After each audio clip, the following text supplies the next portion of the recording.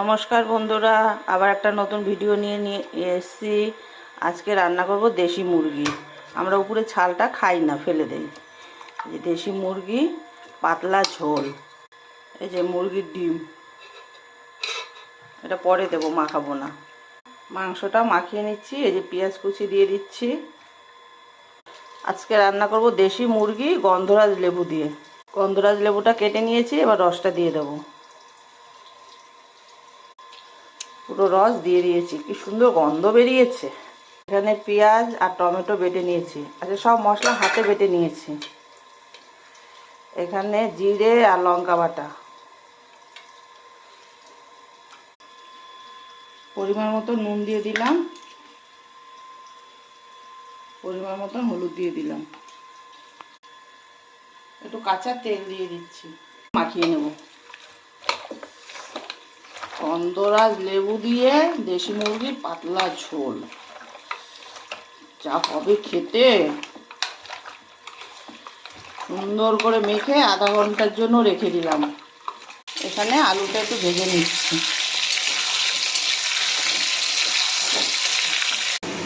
আলুগুলো ভাজা হয়ে গেছে, এবার তুলে নেব। ফোড়নে দিয়েছি সাদা জিরে আর তেজপাতা। কুচনো পেঁয়াজটা দিয়ে দিচ্ছি।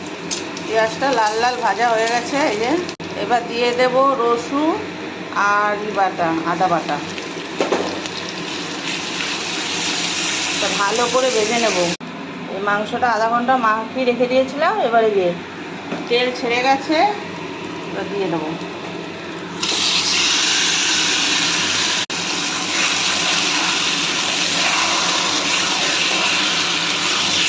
ভালো করে কমিয়ে কষাবো।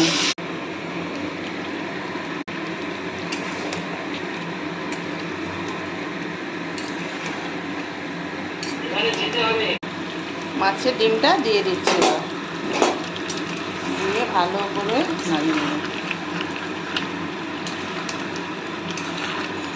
মাংসটা প্রায় কষানো হয়ে গেছে।